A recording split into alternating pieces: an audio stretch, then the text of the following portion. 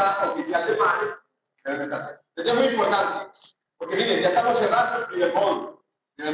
Hoy termino.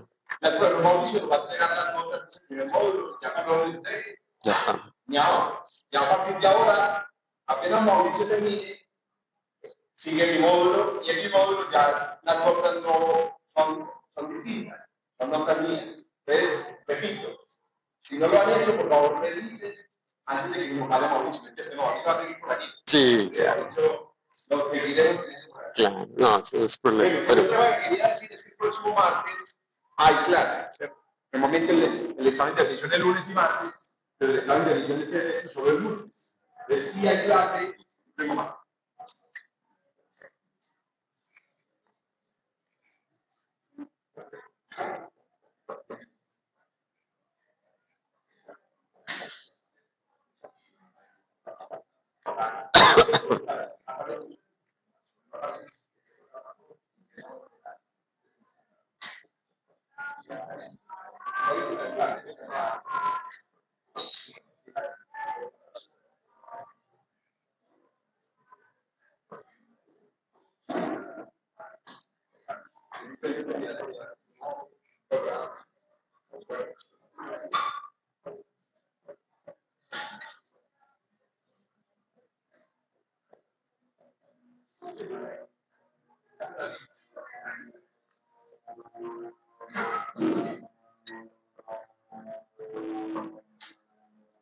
Bien.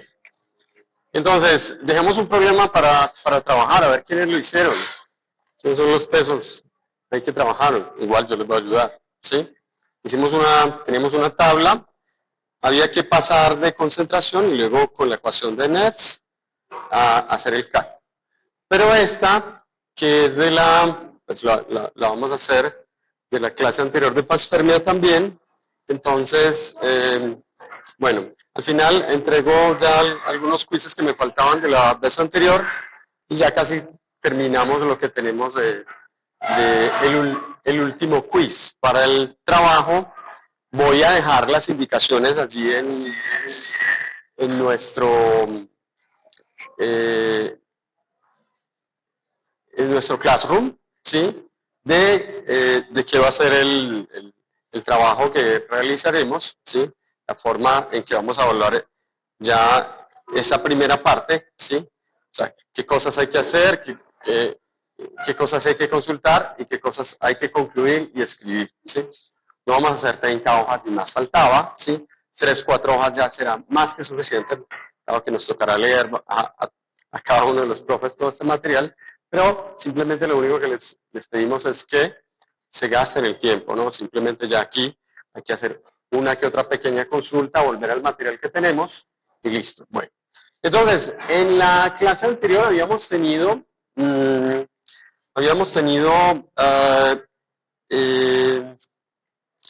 problema donde reflexionábamos de que un cometa golpeaba tangencialmente, ¿sí?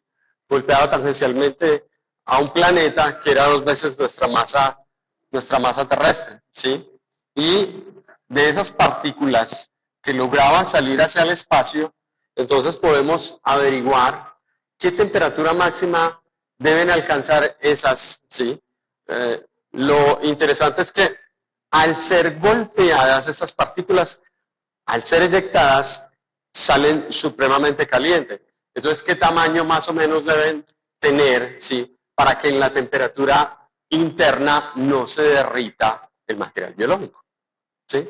Porque es una de las cosas que debe suceder allí. Es decir, que al golpear, ¿sí? El planeta, entonces, esas partículas que pueden ser del cometa, pero que también pueden ser del planeta, recordemos que ese planeta, ¿en qué circunstancia está? ¿Qué circunstancia importante está ese planeta? Está en glaciación, ¿sí? Entonces, estamos forzando todo, ¿no? Estamos forzando todo para que nos dé, ¿no? Bueno, una pandemia forzada, alguien va a decir, uy, pero eso está muy arreglado. Claro, ¿sí? Pero es como la lotería, ¿no? Es decir, necesitamos un cometa bien frío, que le pegue a un planeta bien frío y que tenga vida y que lo arroje afuera. Ah, bueno, ya, empecemos a trabajar con eso, ¿sí? Entonces, de de las cosas que habíamos averiguado, ¿sí? Era que la energía de impacto que teníamos, ¿sí?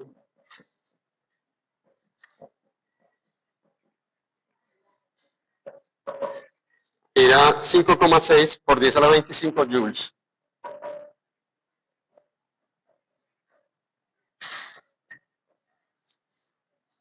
¿Sí? Y también la fuerza de impacto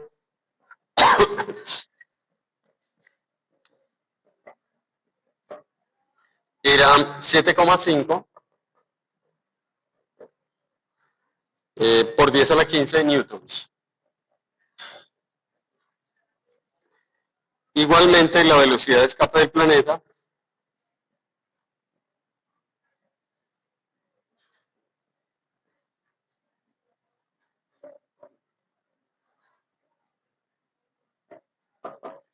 era 15,8 kilómetros por segundo. Y los fragmentos viables para la vida, más o menos, ese núcleo, ¿sí? Vamos a poner aquí fragmentos viables con vida, ¿sí? Deben tener más o menos, o deben estar más o menos a menos 273 grados Kelvin, deben estar en 0 de temperatura, ¿sí?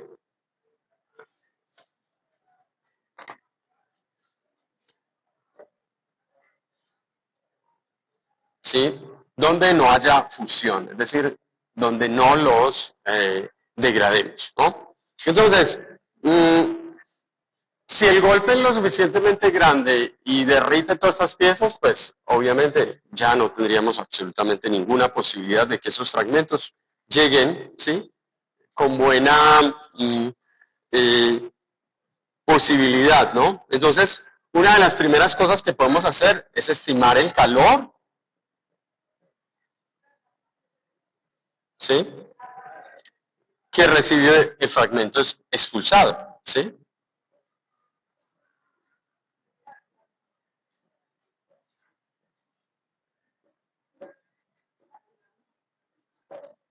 ¿Sí? Y lo que podemos hacer es calcular la energía térmica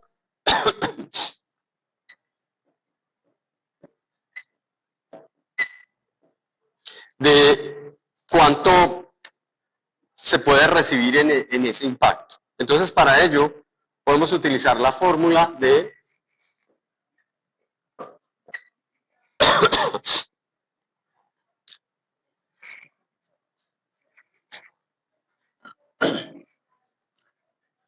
para decir más o menos que tienen un tamaño, la masa, ¿sí? De 4/3, que sea más o menos redondo, ¿sí? Por un radio a la 3, ¿sí? Por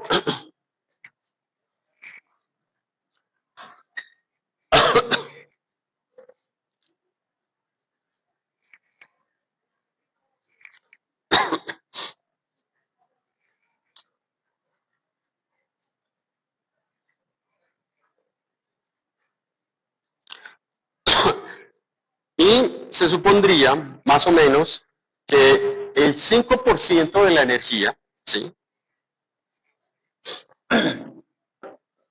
El 5% de la energía cinética, porque es una energía que va en el sentido de la velocidad, no dependería necesariamente de la gravedad, la velocidad sería supremamente alta y evadiría la gravedad, digamos que eso lo suponemos, ¿sí?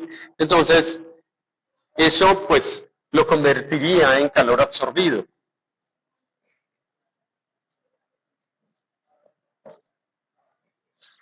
¿Ya? Y para ello, entonces, tenemos que el valor, entonces, de pi por r, ¿sí? O sea, 3.514, ¿sí? Por r al cuadrado, más o menos calculamos que es aproximadamente,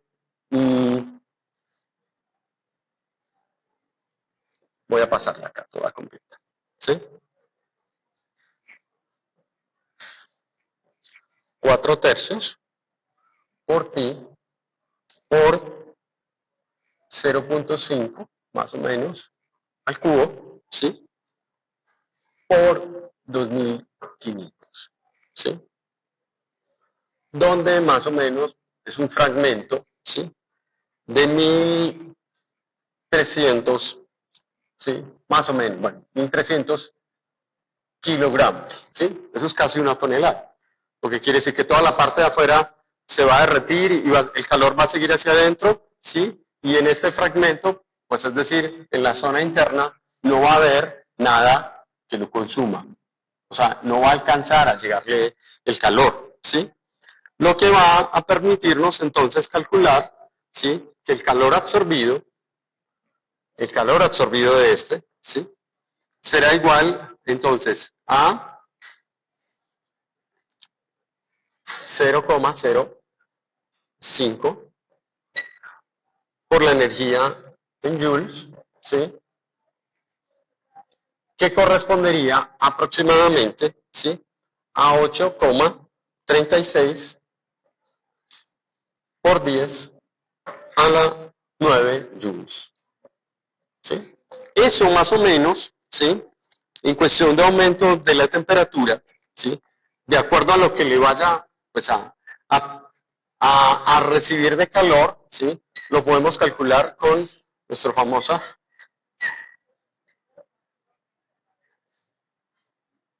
delta T, ¿sí? La Q, donde la temperatura que podemos calcular, ¿sí? Aproximadamente a la que pueda llegar, puede ser más o menos a 7600 Kelvin, ¿sí? Eso, haciendo la operación completa, más o menos da la posibilidad de que todo el fragmento se puede calentar lo suficientemente bastante, ¿sí? Pero, ¿sí? Se supone que a este calor y al frío, es decir, que va a tener en la parte exterior, podría sobrevivir el microorganismo, ¿sí? Podría tener la posibilidad de que sobreviva, ¿no? Allí nos quedaría solamente por calcular la profundidad, ¿sí? de la parte afectada, ¿sí? De ese fragmento que más o menos tiene una tonelada, donde lo podemos calcular por la difusión térmica, ¿sí? Que es igual a C, a alfa, ¿sí? Por T. Más o menos, haciendo el cálculo para esta, bueno, nos demoraríamos mucho para hacer el cálculo, pero da más o menos aproximadamente 7.7 milímetros, ¿sí? ¿Eso qué quiere decir? Que toda esa cantidad de calor que tenemos, ¿sí? Que es un montón, ¿sí? Más o menos está fundiendo o está transfiriendo cada 7 casi, digamos, un centímetro, ¿sí? Está transfiriendo en la medida en que vaya calentando, ¿sí? Si no está calentando, entonces pues quiere decir que en el momento del impacto, ¿sí? Esta cantidad de calor por esta difusividad, pues deberá permitir, ¿sí? Que tan pronto parta del lugar, ¿sí? Ese calor se disipe, ¿sí? De lo contrario, no tendremos nunca la más mínima posibilidad a que un fragmento de estos pueda dejar sobrevivir un ente viviente en su interior, ¿sí? Entonces, bueno, con eso cerramos toda la parte de parspermia. Pues hay mucho de lo que se ha hecho. Les dejo aquello que está en nuestra enciclopedia de astrobiología, que tiene unas cosas magníficas, me encantan, ¿sí? Y que me permitió realizar estos cálculos que básicamente son de la mecánica simple, ¿no? Ahí no estamos metiendo, digamos, toda la información completa, porque en realidad no sería tan simple pensar que un fragmento lo golpea y simplemente calculando el calor y la difusión, pues ya estamos seguros que ese fragmento se salva o no. Hay muchas variables allí que van a participar y eso pues obviamente lo sabemos muy bien. Pero lo más importante es que nos demos cuenta que de acuerdo a lo que conocemos hoy, actualmente, con la física que tenemos, sí tenemos la posibilidad de por lo menos establecer una probabilidad de que un fragmento pueda eyectarse hacia el espacio y tener vida posible, ¿sí? Que va a viajar. Acordémonos de una cosa, ¿sí? Estos son el paso 1 y 2, paso 1 y paso 2. Voy a dejar la pregunta para el final del paso 3. Recuérdenme el paso 1. ¿Era cuál? A ver, ya lo hemos mencionado. En panspermia, entonces, un fragmento de un planeta, lo primero que tiene que hacer es ¿qué? Velocidad, dijimos, de escape. O sea que salir de ese sitio. Lo primero que tiene que cumplir ese fragmento es salir de ese lugar. Si no tiene la capacidad de salir de ese lugar, ¿sí? No hay nada. Entonces, con el primer golpe, ya, chao vida, se acabó todo. Digamos que cuántos fragmentos terrestres han tenido esa posibilidad, no lo sabemos ni siquiera. ¿Cuántos fragmentos habremos enviado hacia el espacio en este momento? Tampoco lo sabemos. Pero seguramente alguno de esos fragmentos logró salvar esas condiciones que estamos mencionando allí y ha podido viajar de alguna manera satisfactoriamente, llevando, ¿sí?, vida. El segundo, entonces, ¿es cuál? ¿Ah? Viaje, claro. El segundo es viaje.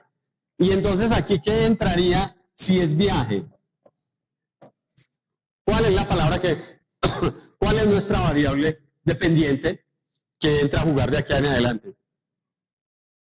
Claro, Cami, el tiempo. ¿Y el tiempo es qué? En física. Claro, el tiempo no existe sin distancia en física.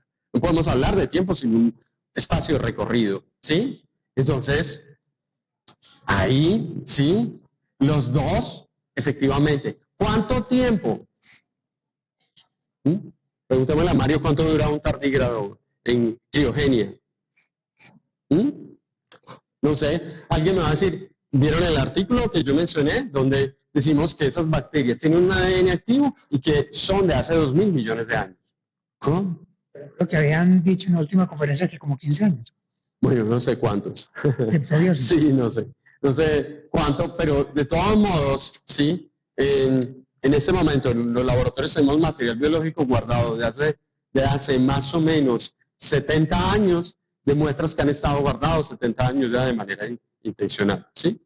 Y hemos resucitado prácticamente el material que ha estado guardado en las profundidades de la Antártida y del Ártico, ¿sí?, donde hemos encontrado pues partículas vivas. Un poco de lo que hablamos del lago Vostok es que una buena parte de lo que se pone en contacto con el agua líquida ha sido congelado. Entonces, mucho de lo que se ha extraído, que no se extrajo de la forma más rigurosa y limpia y descontaminada posible, es que en las columnas que se empezaron a sacar había células que estaban prácticamente congeladas, vivas, ¿sí? Si estoy hablando de células es porque están vivas. Si ya no están como tal, entonces es porque no están. Entonces, ¿cuánto tiempo? No tenemos un dato hasta el momento y no sabemos hasta el momento si puede ser 1 año, 2 años, 100 años, 200 años, no sabemos. Porque si un microorganismo es capaz de resistir con todo su material bien constituido 1 millón de años, perfectamente lo podemos resucitar después de 1 millón de años. Es lo que hablamos dentro de las cosas que escribimos de criogenia, cuando alguien viaja y va a entrar en la película, ¿cómo se llama la película, Jorge? Que entra al black hole, en criogenia, e Interestelar. ¿Sí? Entonces entramos congelados, ¿sí? Ahora, ¿cuánto tiempo pasó en Interestelar en el momento que entró en ese lugar? Se supone que ahí el tiempo... Es decir, va a ser esto. Entonces, ese tiempo no lo podemos contar, ¿sí? 1, 2, 3 años, no sé, pero esa cosa estaba congelada y pasó. Sí, bueno, eso es dentro de una hipótesis, pero efectivamente el viaje pues sigue siendo, porque de todos modos, nosotros no sabemos en este momento cuánto puede llegar a perdurar un material biológico a 0 grados Kelvin. Si nosotros logramos conservar eso, pues porque es otra medida. Nosotros hablamos de la radiación, nosotros hablamos también de las condiciones de los rayos ultravioleta, los rayos gamma, los rayos alfa, los rayos beta, etcétera, etcétera. ¿Que hay que proteger la vida de eso? Sí, claro. Destruye el material de la información. Pero en el caso en que haya congelamiento, puede haber deshidratación. Si esas partículas logran retener el agua interna dentro de ese material y logran ser descongeladas, pues bien, ya conocemos en nuestra Tierra, en nuestro planeta, en las condiciones que tenemos, que hay ranas, hay peces, hay bacterias. Bueno, mamíferos no conozco, ¿no? ¿Tú conoces, Mario? No tenemos datos, pero sí sabemos que muchos organismos... Sí, no, y hemos congelado ratones también, Jorge, claro, hemos congelado ratones. No, intencional, de laboratorio y han sobrevivido, sí. Entonces, pasan un tiempo de criogenia, corto, una estación, y vuelven la rana y salta. Vuelve el pez y nada. Vuelve el pez y listo. O sea, no estamos hablando de ciencia ficción, estamos hablando de cosas que ya ha puesto en funcionamiento la naturaleza, que tiene la capacidad de enfriar un material y listo. Ese material va simplemente a viajar. Y luego entonces, ¿qué viene? Ay, qué fácil, ¿no? Qué fácil la tiene. El tercer paso sería volver a encontrar asiento, ¿sí? O sea, caer en otro lugar. Si es de un planeta a un planeta, ¿tiene que ser así? No, ¿sí? No tenemos evidencia. Jorge, ¿tenemos evidencia de vida en un cometa? Estoy diciendo una locura, ¿no? ¿Cierto? ¿Qué exabrupto estás diciendo?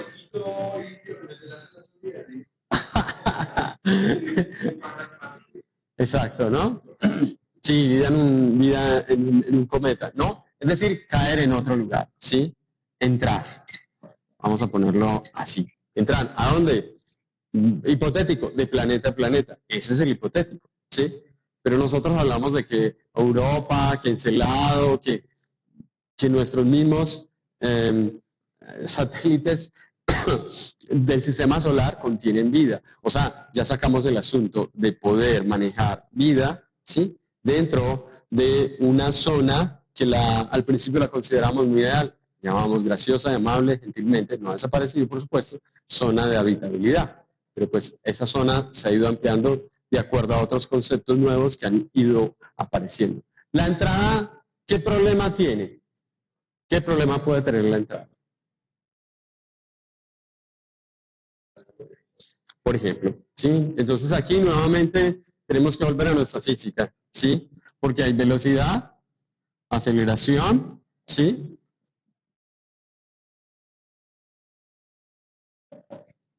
Hay calor, como lo dice Camilo, muy bien. ¿Qué más? ¿Qué otra cosa? Ay, se equivocó. Es que, entramos, veníamos de, ¿cómo es? Estábamos en Uria y caímos a metano. Oh, no, devuélvanse. Ya no hay nada que hacer, ¿cierto? Sí, así como dicen, usted está en el camino equivocado. Sí, o sea, son demasiados ideales, por supuesto, porque además de caer en todo esto, el ambiente es esencial, ¿sí? Pues a mí me gustaba un pH intermedio, pero caí en un pH vacío. Pero entonces ahí empiezan las otras cosas. Yo lo voy a escribir en inglés. Ambiente.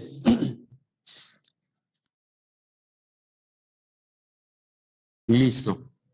Y si todas esas condiciones, ¿sí?, están y en el golpe de caída, vuelve y juega, porque ya tenemos un fragmento demasiado pequeño, ¿cierto? O sea, el problema partió muy ideal, pero 1 tonelada para entrar, ¿cómo puede quedar cuando caiga en ese planeta? Calculen ustedes, ¿sí?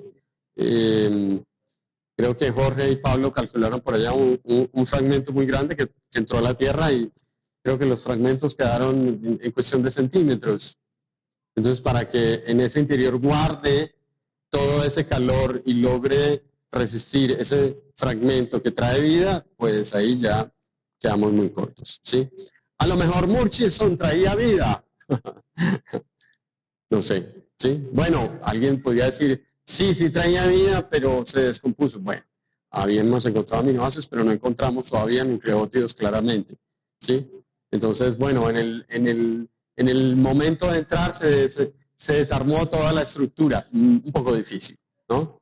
No es tan fácil que desaparezca la composición de todos los elementos que más o menos uno espera que vengan ahí, que caigan completamente. Entonces, con eso cerramos básicamente todo lo que hablábamos de panspermia, ¿no? Todos esos pasos obligatoriamente debe cumplir, ¿sí? Un fragmento que va a viajar de un lado para otro. Y no hay opción 3, ¿sí? Que en medio del espacio una gota de agua formó un pedazo de ácido nucleico y no, ya queda como mucho más difícil de calcular y prever en algún momento dado que esa sustancia, que esas células, porque pues hablamos de células. Ahora, nosotros hablamos de material biológico que viaja, ¿sí? Más difícil. Bueno, y si en vez de poner a viajar material biológico aquí, viajamos con todos los elementos, también puede ser, ¿sí? Porque es posible que la Tierra no haya tenido todos los elementos. Y la panspermia tiene un soporte bastante fuerte en el sentido que lo que está haciendo es reparta, ¿sí? Lleve allá nucleótidos, lleve allá aminoácidos, traiga para acá aminoácidos, lleve para allá nucleótidos. ¿Qué está faltando allá? Lípidos se necesitan acá. Y lo que está haciendo es una revoltura.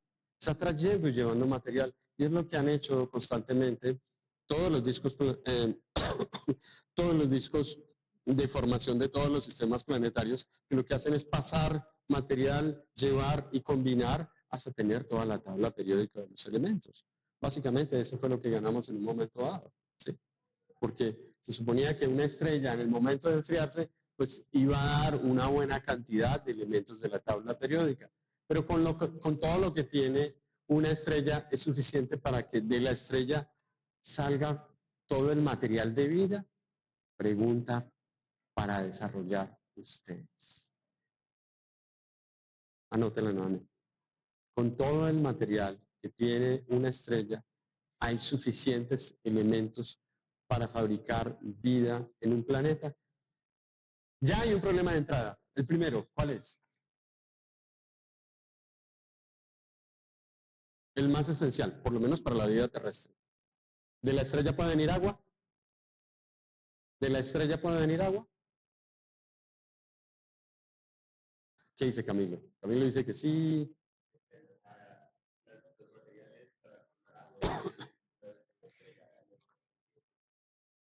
Sí, claro. Es decir, de alguna manera hidrógeno y oxígeno pueden compactarse y hacer, digamos, la fusión y perfectamente podríamos tener agua. ¿Cuánto tiempo tarda eso? Bueno, eso es lo que habría que poner, ¿sí? Entonces, si de manera hipotética nosotros hablamos de un metabolismo, ¿sí?, dentro de ese sistema solar que permita repartir todas las moléculas necesarias para tener después una célula, entonces podríamos decir, sí, una estrella entonces puede ser la progenitora, la fabricadora de ese tipo de vida. En Ameba hablamos incluso de que algunos tipos de estrellas podrían ser más favorables para formar vida que otros, ¿sí?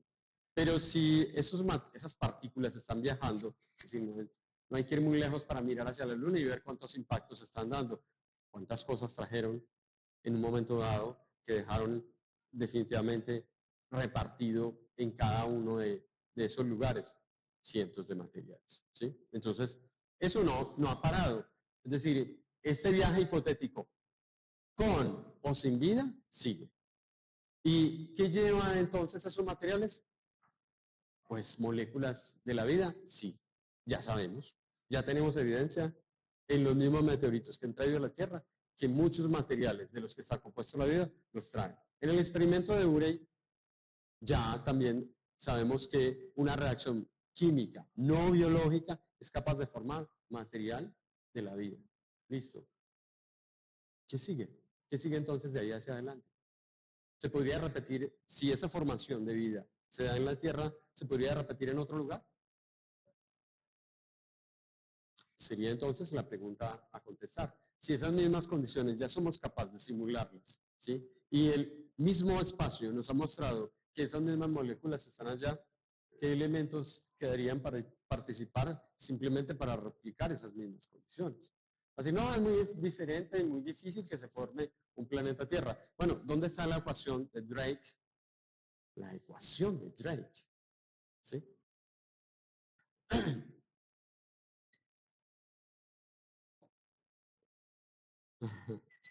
La ecuación de Drake.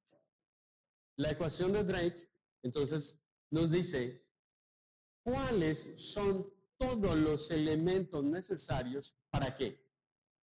Para que un lugar, cualquier lugar en el espacio que tengamos, ¿sí?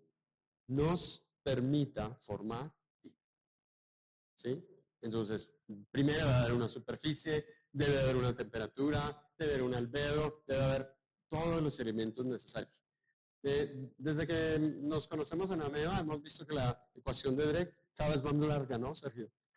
No, ya no. Se ha ido alargando con uno que otro. Se han ido ¿sí? refinando los factores. Yo pienso, exactamente. Yo creo que esa es la expresión mejor, ¿cierto? Entonces, tenemos elementos para poder decir que quizás ya conocemos bastante cómo, para qué elementos serían necesarios para formar, ¿sí? Una estructura que pueda contener elementos para desarrollar vida o que aparezca en el mismo vida.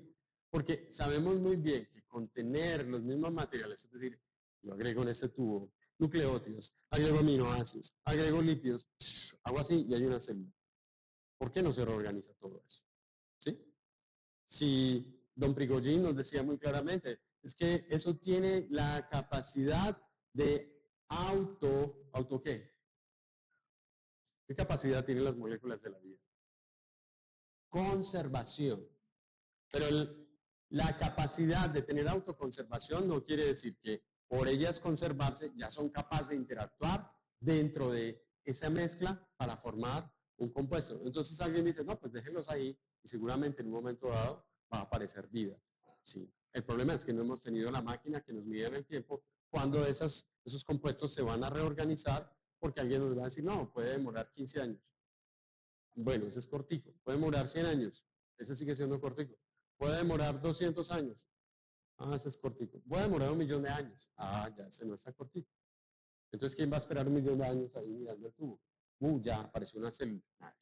¿Sí? No tenemos todavía esos elementos para poder decir, ni la máquina que nos pueda decir, avanzas en el tiempo, y si tú tienes todas las moléculas listas para formar vida, ya van a aparecer. Parece que no son solamente esos factores, ¿sí? No son solamente los compuestos, sino las condiciones también que lo hagan funcionar, ¿sí? Entonces, hemos idealizado también la Tierra en esa condición, claro.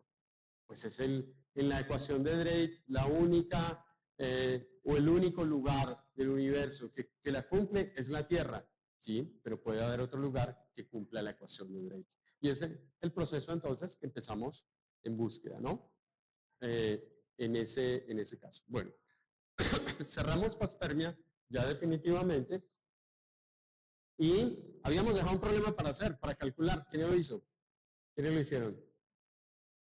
Nadie. Bueno, miremos los elementos y dejemos para acabarlos, ¿sí? Miremos grosso modo cuáles son las ecuaciones que tenemos que tener en cuenta, porque simplemente tenemos que calcular, hacer un cambio de concentración, ¿cierto? Hacer un cambio de concentración del Mar Muerto, ¿no? Que habíamos tenido, ¿sí? Habíamos hecho un cálculo de cómo la membrana de una bacteria que tenía concentraciones normales o digamos equilibradas de potasio, sodio, ¿sí? Entonces, ¿cómo sucedía? ¿Sí? No voy a escribir toda la tabla, pero vamos a recordar las concentraciones, porque no tenemos en este momento cómo conectar allí, ¿sí? De estos cationes, ¿sí? Y del anión cloro en el Mar Muerto, ¿sí? Entonces teníamos la concentración de potasio, sodio calcio y cloro.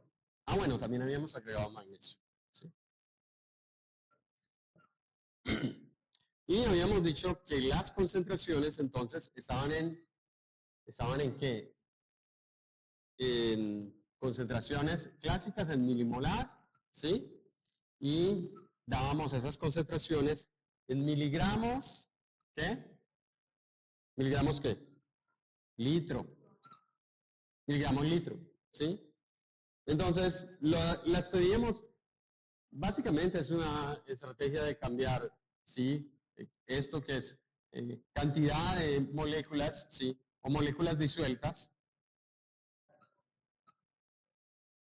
o en solución a simplemente peso. Esto está por peso. Entonces, lo único que pedíamos era cambiar eso a molaridad, ¿sí? ¿Cómo hacemos eso? A ver, ¿quién me recuerda?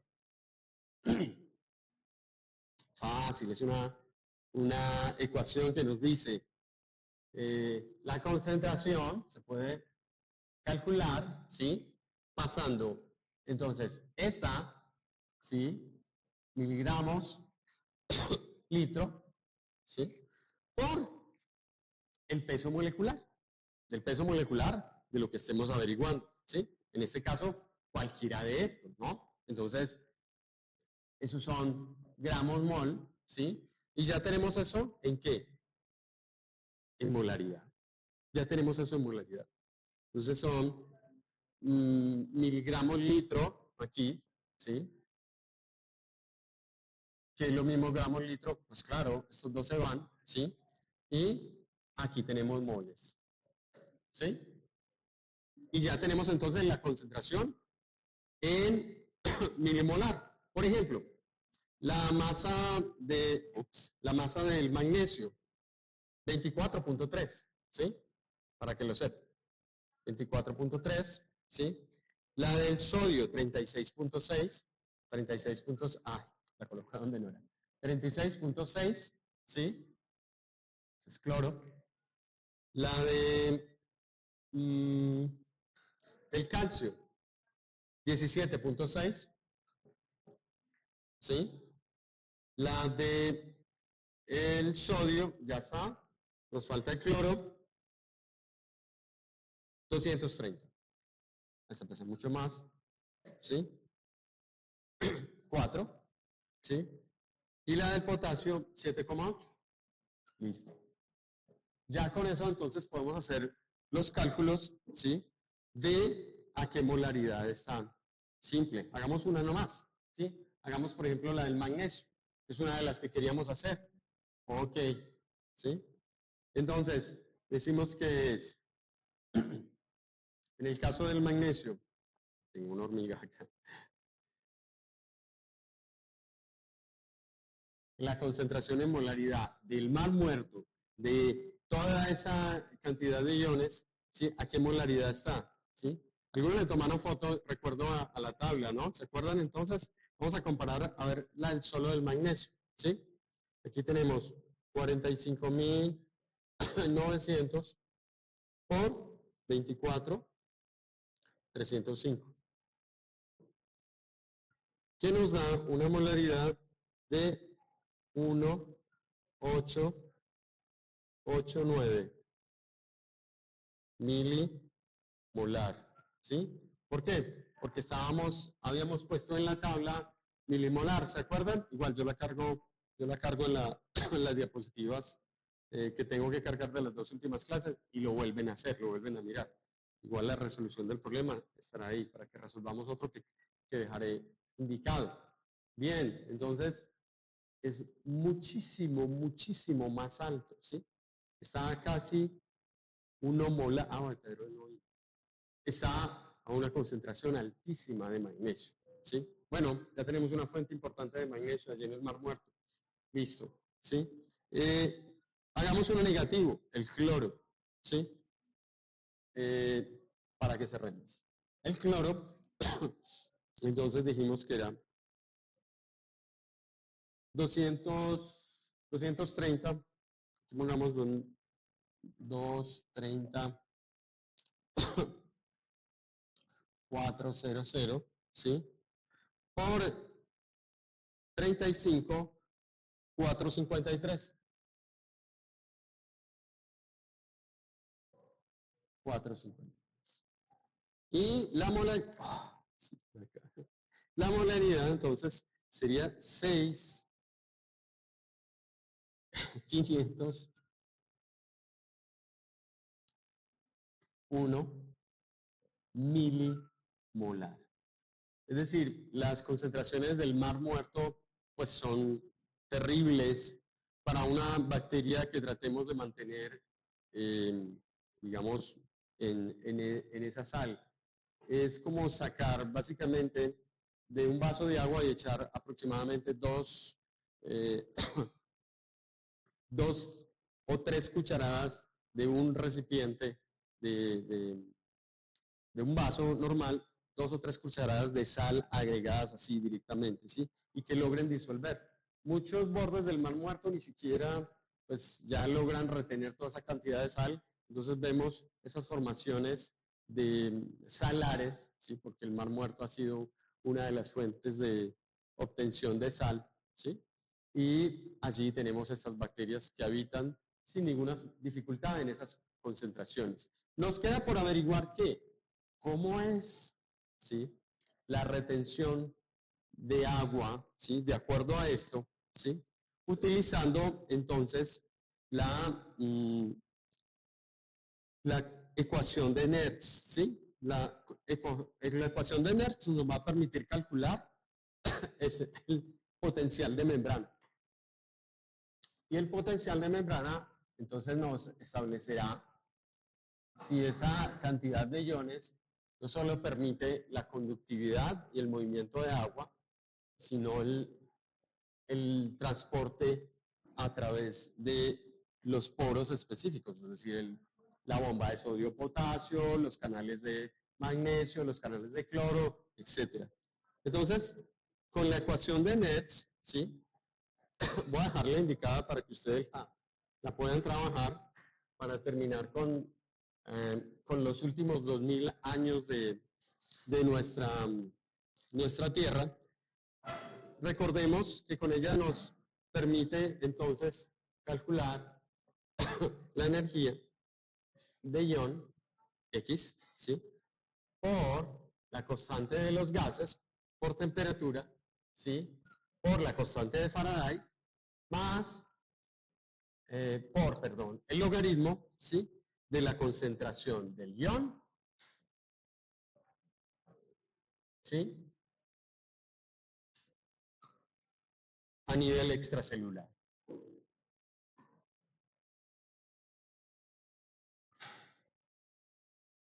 Sobre el ion a nivel intracelular. Entonces, ¿qué vamos a hacer? Vamos a hacer el cálculo en la tabla del normal y del mar muerto.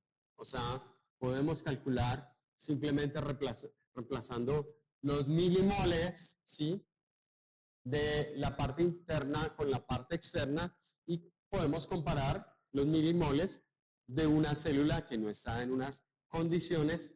Recordémoslo, en este caso es que, ¿esto es qué? Alofilia. Alofilia. ¿Sí? Entonces, esta nos va a dar el valor, ¿sí?, de la concentración, ¿sí?, en milimoles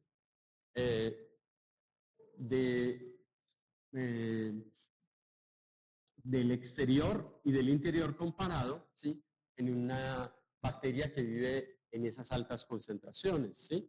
Y ya posteriormente podemos calcular, ¿sí?, con la ecuación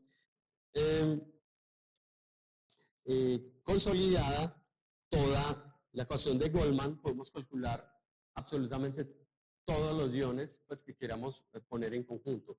Establecer entonces el equilibrio de membrana, ¿sí?, de acuerdo a un ion, ¿sí?, con la ecuación de Nernst, ¿sí?, o con la de Goldman podemos hacer la sumatoria de todas las ecuaciones de Nernst para tener el componente general que nos permite entonces saber más o menos qué cantidad, ¿sí?, de energía debe estar utilizándose en esa membrana para resistir esas condiciones, ¿sí?, para establecer que esas células tengan la capacidad de sobrevivir bajo esas condiciones, ¿no?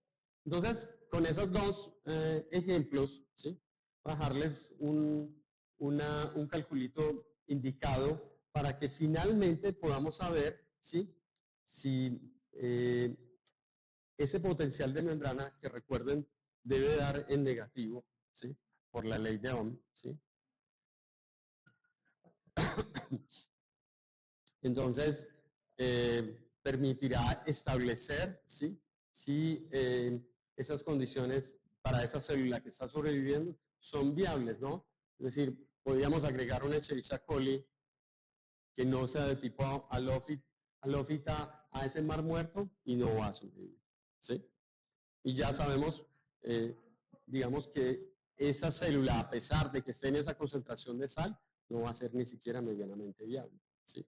Entonces, algunas células tendrán la capacidad de sobrevivir de acuerdo, ¿sí?, a las características de la membrana, de acuerdo a los genes que están funcionando, ¿sí?, de acuerdo al transporte, ¿sí? Muchas de las células contienen dos elementos esenciales, por ejemplo, para la halofilia, como son glicerol y trealosa, por ejemplo, ¿sí? Y si esas bacterias no utilizan este material para poder retener el agua en su interior y no deshidratarse, ya no hay viabilidad. Entonces, a pesar de que podamos tener un buen cálculo del potencial de membrana, saber que allí fluyen tanto iones como agua de manera satisfactoria, eso no quiere decir que vaya a garantizar que ese organismo sobreviva en ese ambiente, ¿sí? Lo que hacemos al contrario es buscar microorganismos que ya están sobreviviendo en ese ambiente y saber cómo a esas concentraciones pueden sobrevivir. Pero nos han pasado cosas sorprendentes.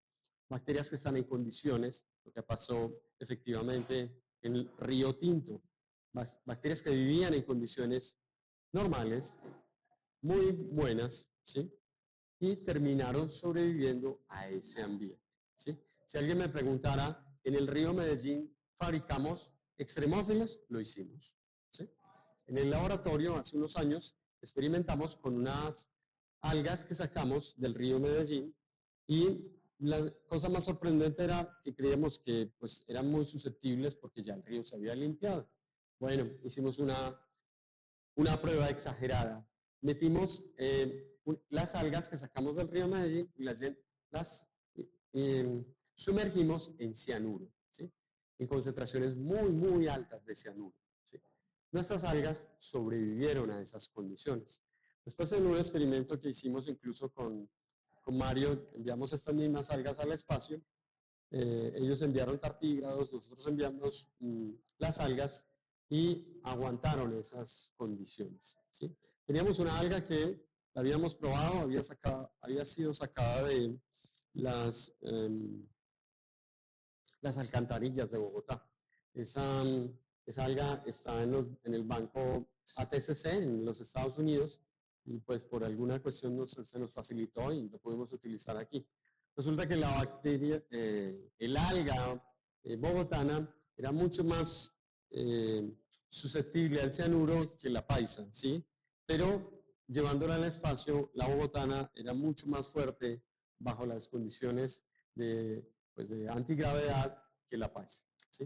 Y pudimos establecer dos algas que creíamos que estaban en condiciones anamables. No, eran dos especies diferentes, tienes toda la razón. Sí. Dale, Camilo, pregunta. Claro, es que iba a preguntar si hicieron el experimento con pues, la especie mutada acá del río Medellín y la especie normal. Claro, para ver la pero diferencia. tu palabra mutación es muy importante, Camilo, porque nos lleva a pensar que durante todos esos años que el río Medellín recibía, ¿ustedes se imaginan la cantidad de basura?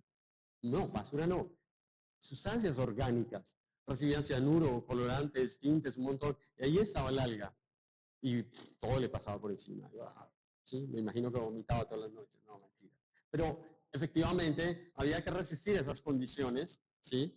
Y en el caso de la bogotana, era una alga que vivía en alcantarilla. No recibía luz. Es decir, ¿cómo lograba sobrevivir?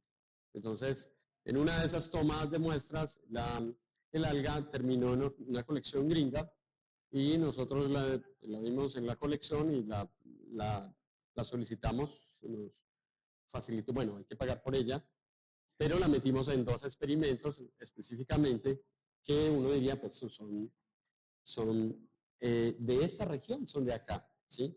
Bueno, las metimos en cianuro y una de las dos, la paisa, subía mucho más, soportaba más el cianuro que la bogotana, ¿sí? Pero en el viaje espacial, la bogotana le iba mejor hacia allá, ¿sí? En condiciones, no sé si la altura, bueno, de aquí a allá no son sino 1 kilómetro de más, pero le iba mucho mejor hacia el espacio a la bogotana que a la paisa. ¿Y por qué pagaron si podían ir a traer la Bogotá? Claro, a porque Alcatraz? podíamos cometer el error de sacar una alga que no era la misma, ¿no? Ya estaba muy bien, sí, es muy buena tu pregunta, Camilo.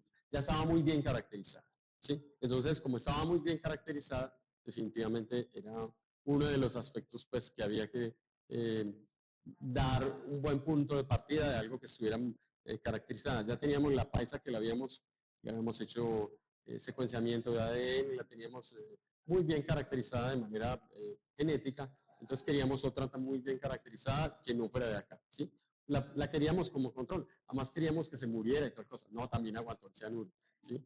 Y pues pensábamos que la nuestra iba a aguantar más el espacio que la otra. Bueno, sí tiene algunas diferencias de sobrevivencia. Lo que quiere decir que en 2 condiciones de temperatura, así reciban una gran cantidad de sustancias tóxicas, esas 2 algas aprendieron a vivir como extremófilas. Aprendieron a vivir como extremófilas. Porque el cianuro es una sustancia muy, muy tóxica, demasiado tóxica. Y una alga que resista el cianuro, ¿sí? A pesar de que hace fotosíntesis, a pesar de que tiene garantizado, quiere decir que está atada a caer bajo unas condiciones bastante difíciles, complejas, donde no haya todos los elementos necesarios para sobrevivir. Impresionante. Bueno, las cianobacterias y las algas son muy, muy fuertes, ¿no?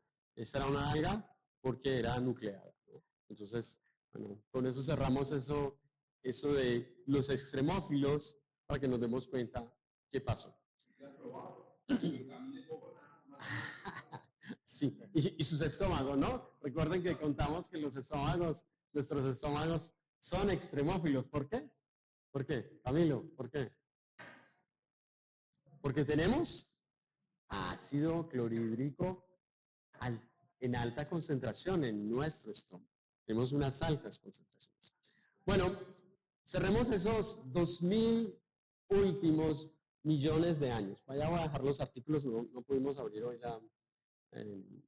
la consola, pero en los artículos que van a recibir básicamente van a hablar en cuestión de tiempo, van a poner algunos ejemplos, van a hablar de especies y eso, pero aquí la idea no es hablar de especies, es qué pasó, ¿sí? En esa primera era geológica, la más larga, ¿sí? La más larga, ¿y qué vida había? Muy poca. Pero al llegar al borde final, ¿sí?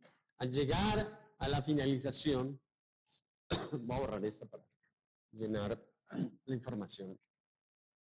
Al tener entonces esos 2000 millones de años, estamos hablando de que en esos 2000 millones, 2000 primeros millones de años, pues no había tanta diversidad. Cavalier-Smith nos dice que unas pocas cantidades de bacterias, ¿sí? Cianobacterias, ¿sí? Y bacterias que utilizaban este o este, ¿sí? Como elementos en medio de su vida, ¿sí? Pues son los 2 grupos que van a dar partida prácticamente a los primeros organismos, que son los que vienen de nuestro famoso Luca, nuestro Luca, ¿sí? Y Luca, entonces, ya transformado en una célula. Acuérdense ustedes que ya a partir del momento en que tenemos células como tal, ¿sí? Ya la teoría celular, ¿sí? Empieza a funcionar, tal cual como se concibe. Entonces, en esos 2000 millones de años, son bacterias las que tenemos casi que en exclusiva. ¿sí? Solo va a marcar el límite de la aparición de uno posteriormente. ¿Qué habían? Membranas. ¿Qué más habría? Había genomas. ¿Mm? ¿Qué más había? Debía haber comida. Bueno, póngale nutriente, póngale una palabra más técnica. ¿Sí? Pero hoy falta un elemento muy importante. Está todo para que las células entonces en el tiempo puedan mantenerse y existir, o necesita un elemento más. Sí, en biología hemos encontrado una maquinita que necesariamente no la podemos quitar. Evolución. ¡Wow! ¿Y cómo funcionan esas cuatro cosas juntas? Bueno, eso es lo que tenemos de vida en la Tierra. Y durante 2.000 millones de años, ¿sí? Esas bacterias que son traídas desde Luca, cianobacterias, ¿sí? Se encontraron con que, pues en inicio había mucho CO2, había nitrógeno molecular, ¿sí? Y fue apareciendo ese elemento tóxico que es ¿cuál? Sí. Sí. Oxígeno, ¿sí? El elemento tóxico apareció. El elemento que somos capaces de respirar nosotros, ¿sí? Y aquí entonces, al aparecer da un gran salto, ¿sí? Da un gran salto porque ya terminando esos 2.000 millones de años, aparece este otro caballero. Leca. ¿Y quién será Leca? ¿Alguien ha oído hablar de Leca? Es el las eucariotes, ¿sí? Common ancestor. Y entonces podemos decir que en esos 2.000 millones de años marchamos de Luca a Leca. Ese básicamente fue la condición. ¡Wow! ¡Qué aburridor! Todo ese tiempo de vida. Sí, son 2.000 millones de años. Y claro, es decir, uno llegaba a la Tierra, bueno, hablemos así, y se sentaba ahí al borde del mar. Ya había oxígeno. ¿Qué había ahí? Ahí había vida. ¿Y cómo detectar la vida? Bueno, nada se movía, lo único que se movía era el mar, el viento funcionaba más, los volcanes eran lo que más manifestaban la vida, definitivamente era muy aburridor, ¿sí? Y ahí se estaba cocinando eso que después fue mucho más preponderante, ¿sí? Mucho más visual, mucho más, ¿sí? Porque se estaba cocinando que los primeros organismos, ¿sí? Es decir, que tenían entonces núcleo, pero parece que el núcleo no aparece tan rápido como otros dos elementos, los cloroplastos y las mitocondrias. De hecho, Lynn Margulis no habla de todas, dentro de la hipótesis de la teoría endosimbiótica, de todos los elementos, sino solamente o principalmente de estos dos. Dentro de esa teoría endosimbiótica, especialmente los cloroplastos. ¿Por qué? Porque le dan un peso enorme, dado que cada uno tiene genoma. Y al secuenciar el genoma de estos, bueno, en la época de Lynn Margulis, en los años 60, todavía no teníamos la capacidad de secuenciar genoma, pero ya sabíamos muy claramente que tanto cloroplastos como mitocondrias contenían genoma. ¿Por qué esas dos organelas habían guardado esa información genética o la habían acumulado? O es que sería muy posiblemente que dentro de estas dos, en un momento dado de esos 2.000 millones de años, saltó a ser un leca. Entonces, es muy posible que aparecerían en su inicio algunas células con cloroplastos. ¿Con núcleo? No. Es muy posible que aparecieran células que cargarían otras células como mitocondrias. Y bueno, cloroplastos que carguen cloroplastos. Claro, cianobacterias que traguen cianobacterias. Y entonces teníamos bacterias que tragaban la posibilidad, ¿sí?, de obtener fácilmente,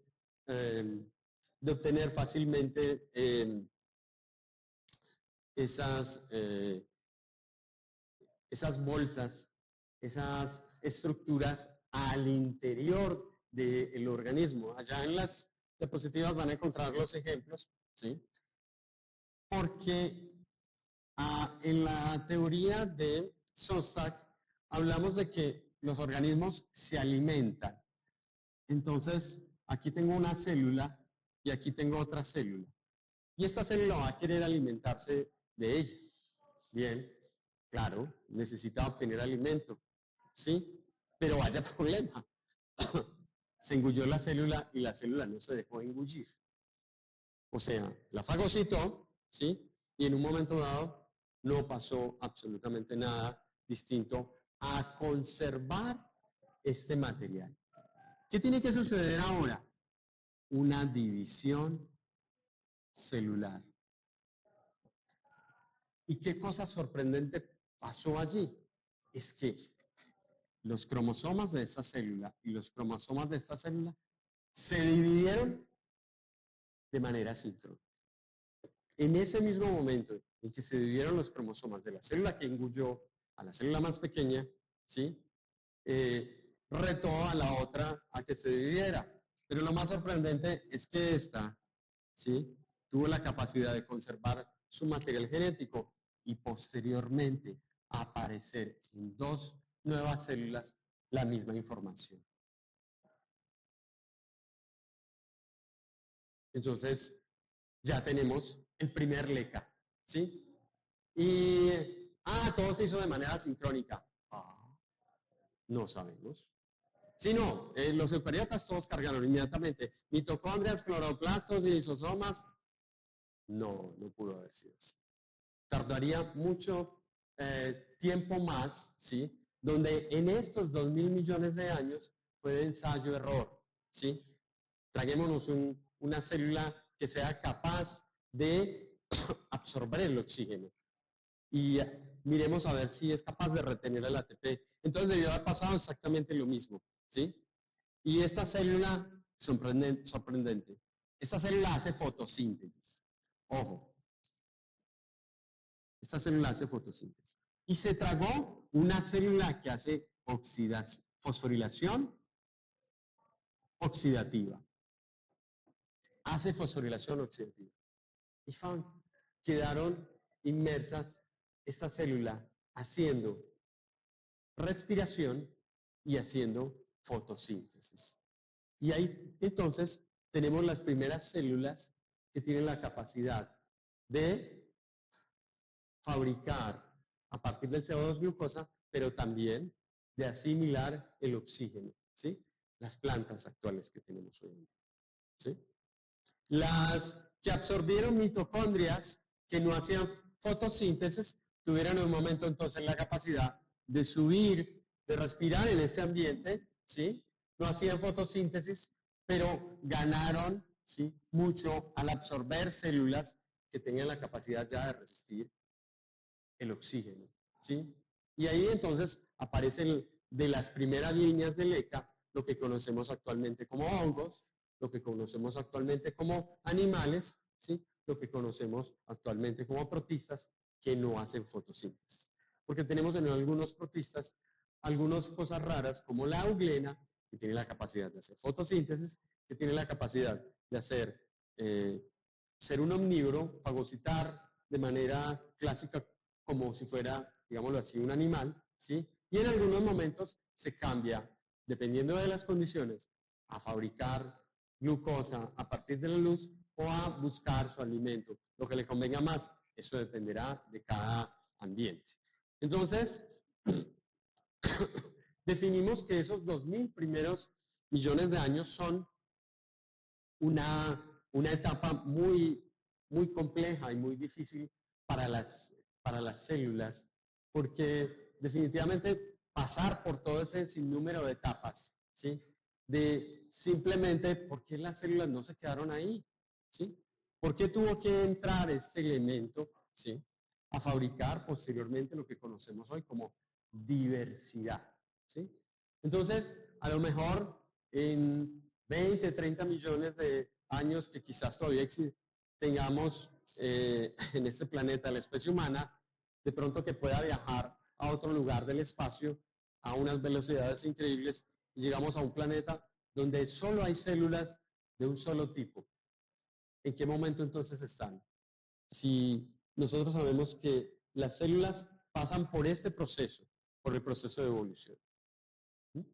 Y es que es muy difícil, hablando en tiempo real, para poder decir, no, definitivamente allí nunca va a haber transformación diferente a que todo ese planeta es tan aburrido que siempre solo habrá el mismo tipo de células.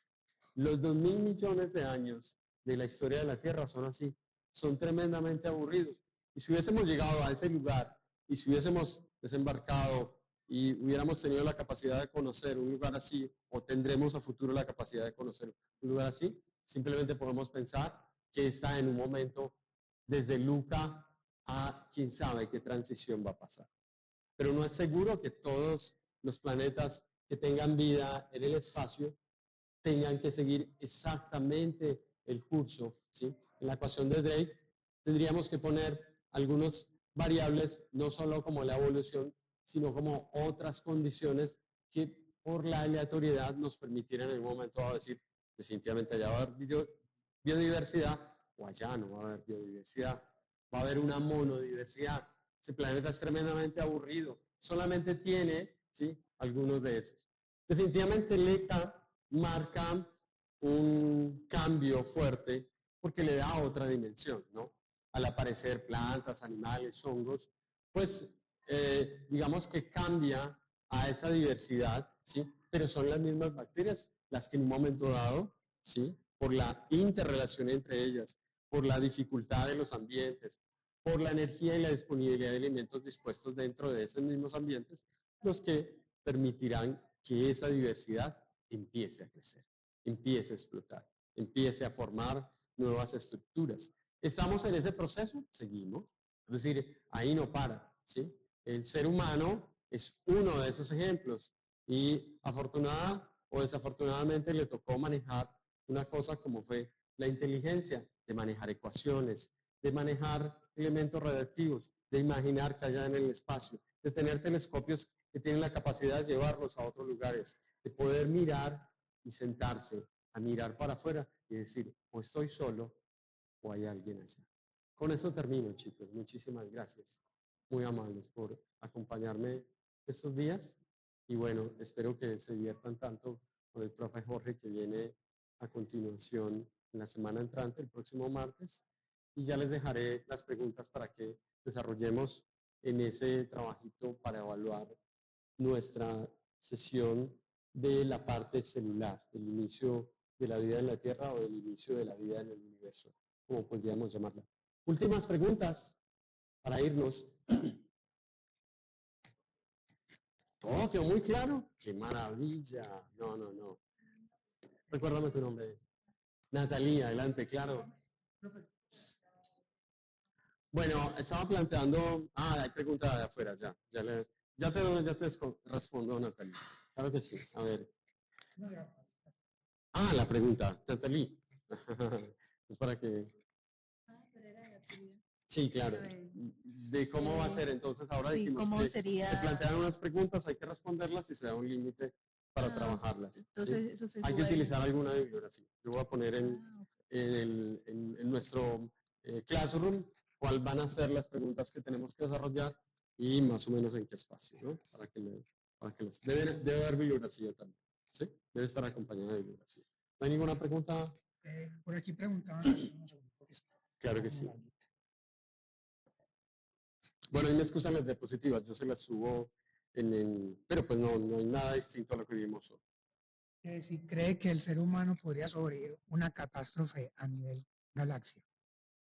Bueno, sí, en realidad todo lo que consideramos accidentes a nivel del universo, pues puede pasar, es decir, puede caernos un rayo de un cuásar y cocinarnos en 2 segundos, ¿no? Desaparecer ese punto azul y ya, o tirarnos hacia un lugar donde la misma galaxia, en donde la energía, las condiciones de calor, la temperatura, no sé, sean tan altas, pues que nos cocinen y nos desaparezcan en un instante.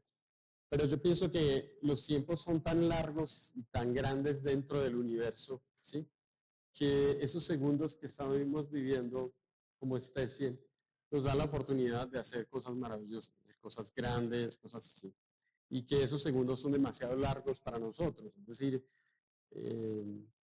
pues yo no me imaginaba que en los años de vida que yo tengo actualmente hubiéramos podido desarrollar Internet y en un abrir y cerrar de ojos ya tendríamos la inteligencia artificial aquí en el bolsillo.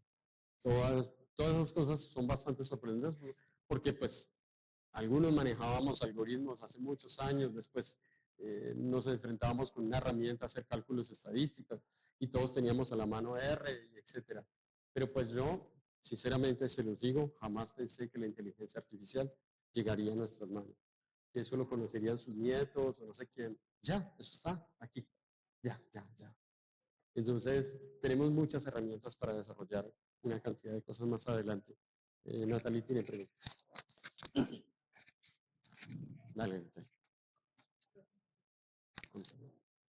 Se me ocurrió pues Ahí otra preguntita. Claro que sí, adelante. Y es que si nuestra extinción es inminente, porque pues ya hemos visto que han pasado muchos años Ajá. y muchas de las especies ya se han Desaparecido, claro desaparecido. está. Entonces, pues actualmente tenemos como el tema de defensa planetaria y demás, como Exacto. nosotros preocupándonos de lo que pueda pasar. Es respecto a la respuesta que diste ahora. Claro. Entonces, o sea, ¿cómo me explico? O sea, como la importancia Sí. de querer protegernos de algo que ya sabemos que puede que en algún momento Ajá. ocurra. O sea, Esencial. es como una pregunta, no es tanto como el tema, sino como más, no sé si... ¿Filosófica? Filosófica. Sí, está muy bien. No, o sea, como desde su perspectiva. Es muy importante lo que estás preguntando, Natalie, porque de todos modos, tanto conocimiento no puede caer en la basura, ¿o sí? Entonces, es doloroso, ¿no? ¿Cierto? Es decir, ¿cómo el ser humano puede desperdiciar tanta sabiduría, tanto conocimiento, ¿sí? Bueno, pues sí, en una noche de locura podemos perder no sé, alguna cosa, algún elemento, un dedo, una parte de nuestro cuerpo, bueno, tantas cosas que lamentar que nos sucede como especie. Pero definitivamente hemos construido una sociedad, una cultura, ¿sí? Y sobre la base de esa sociedad, de esa cultura, hemos edificado toda una cosa que llamamos conocimiento, ¿sí? Por supuesto que alguien dirá, pues si no tiene el conocimiento, me importa un carajo. Pero no, quienes hablamos, estamos y hacemos todos los días conocimiento, defendemos y sacamos pecho para poder decir, es que lo más importante ya lo hemos estado construyendo, ya lo hemos estado trabajando, entonces nadie puede llegar a decirnos de buenas a primera que porque maneja la inteligencia artificial ya podrá tener no sé cuántas bolsas cuántas acciones en la bolsa y ganar no sé cuántos millones y entonces hablar de una cosa que es efímera, un asunto que es para una sociedad que llamamos de felicidad, tener el bolsillo lleno de no sé cuántos millones y cientos de niños en África muriéndose de hambre. ¿Eso es una sociedad inteligente? Eso para mí no es una sociedad inteligente. Es una sociedad que no sabe manejar los recursos de su riqueza, ¿sí? Y que lo único que sabe hacer bien es acumularlos en un solo lado, ¿sí?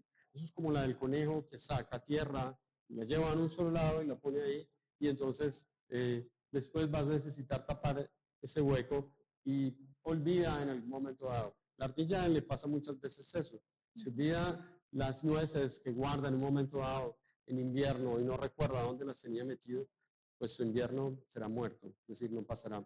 Lo mismo le pasa a las hormigas cuando acumulan alimento.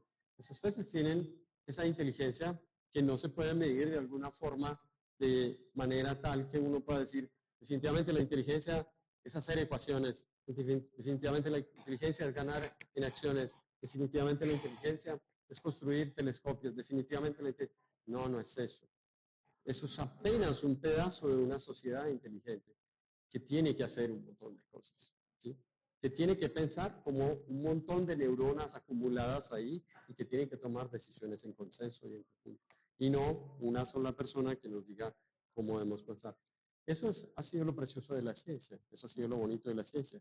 Todos ponemos la información en artículos, todos ponemos la información en consenso y todos ponemos la información en discusión. ¿Quién tiene la razón? No, la información está ahí. Y entonces ese es nuestro patrimonio. ¿Sí? Yo creo que la ciencia ha construido cosas, a pesar de que vive manipulada por políticos, por plata y por fondos, ha construido cosas muy sensatas y honestas. Los que nos queramos quedar en este lado del agua, el lado de la ciencia, yo creo que podemos morir un poco más tranquilos en un mundo en que solo piensa en acciones, ganar y acumular, ¿no? Yo pienso que para nosotros es mucho más grato decir, poner un artículo y que otros no lo lean, es decir, yo contribuyo de otra manera muy diferente, ¿sí? Yo creo que eso es lo grato de esto. Y por eso apareció la astrobiología, no apareció por otra cosa, ¿sí? Por la ambición de conocer. Nos encanta conocer, nos encanta hacernos preguntas. ¿Estás perdiendo el tiempo? Sí, es que eso estamos. ¿Y qué estás haciendo? Estoy pensando. Ah, ¿estás perdiendo el tiempo? No, estoy pensando. Entonces muchas veces nos quedamos mirando y poniendo a trabajar nuestras neuronas y creemos que estamos perdiendo el tiempo. Si estás poniendo a trabajar tus neuronas para imaginar cosas maravillosas, estás aprovechando tu tiempo. Hay gente que ni siquiera se sienta a pensar, ¿sí? Y ya está destruyendo a cuanto tiene a su alrededor. Yo considero que ustedes están de nuestro lado y seguiremos haciendo nuestro trabajo acá para que ustedes sigan de nuestro lado. De eso estoy completamente convencido. Muchísimas gracias, chicos. Muy amables. Nos vemos entonces próximo martes. Ajá, sí. Muchas gracias. No, qué pena por las diapositivas, chicos. Hay exclusión, pero no las pudimos presentar.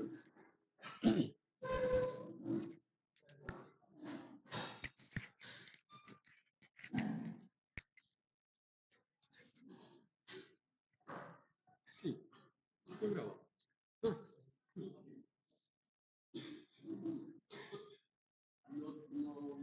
No me alcanzó a hacer. Pues es que a veces coge mucho que acá fotos. Sí, claro. Sí. Todo el tiempo.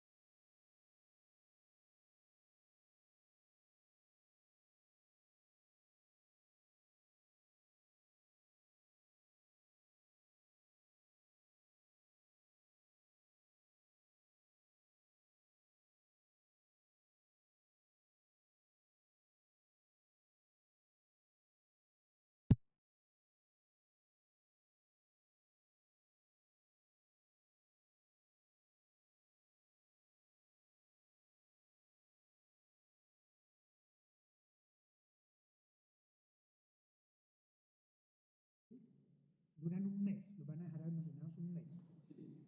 La solución. No, uno, si es el administrador de la cuenta en Facebook, uno descarga los videos y le toca tirar los papeles. Yo como Pero hago mis entonces, ¿dónde lo transmisiones, vamos a poner? yo como hago mis transmisiones en YouTube, no borra, entonces no pasa nada. Sí, no. Jamás borra. Google pues, nos tiene bien acostumbrados. O mal acostumbrados, Exacto. porque en el momento que a ellos les diga que les dé por cobrar Eso cada les pequeña pasó en la cosita. pandemia. La cosa explotó. Ah, no, pero en el momento que a una organización como Google le dé por cobrar cada pequeña cosita que en este momento es gratis, pues ahí vamos a empezar nosotros a decir, no sabe que voy a comprar unos discos duros en mi casa, bajo toda mi información. Eso era lo que teníamos algunos antes. Teníamos muchos backups, internet no era tan compartido. O sea, yo para mi canal, si yo me veo en esas, lo que hay son discos, lo que pasa es que uno no los usa. Pero un Sí. portátil. Pero la otra cosa es que yo esperaba que todos los computadores fueran un servidor, que cualquiera me pudiera visitar de afuera, que desde el mismo computador desarrollara sus propios emails. Es que, de hecho, y hay mucha gente que lo hace. O sea, ¿por qué? Porque, sí, estas corporaciones grandes, uno no es una persona interesante. ¿Sí? Si ellos pierden, si tienen un problema en su nube de servidores, y a ellos se les pierde correos, documentos, lo que sea, es decir, entonces usted es un usuario que no les paga mensualmente por algo, Sí, claro, perdió, qué pesar. Pues, Microsoft no lo usted recuerda cuando registró hace 20 años el servicio con nosotros, en la parte donde le decíamos, usted está obligado a mantener respaldos de información. Entonces, no, sí, y pregúntele a Jorge, probablemente él tiene respaldo de su información. Sí, sí, eso Muy mismo en mi probablemente casa. no confía en ninguna organización que mantenga su información. Y aún así, hay trabajo importante que él ha hecho, que ha sido, por ejemplo, los diplomas, esa información. Y, por ejemplo, el servidor de Matemáticas. el servidor donde él mantenía la información Sí. del Moodle, donde teníamos el curso de microeconomía. Ese servidor, pues claro, le deja de pagar y ese servidor le desaparece. Entonces, ¿qué tiene él en este momento? Ya la información del curso, no, o sea, si alguien quisiera sacar algo de ahí, que solamente estuvo en el curso y que Jorge no quedó con ellos, llórelo. Eso quedó perdido para toda la eternidad. Jorge, ¿qué tiene? Sí, sus diapositivas, sus PDFs, etc. Pero propiamente lo del curso como tal. Entonces, bueno, y es una persona tan cuidadosa como él. Y si hay cosas que no quiere definitivamente nunca perder, uno tiene que hacer caso.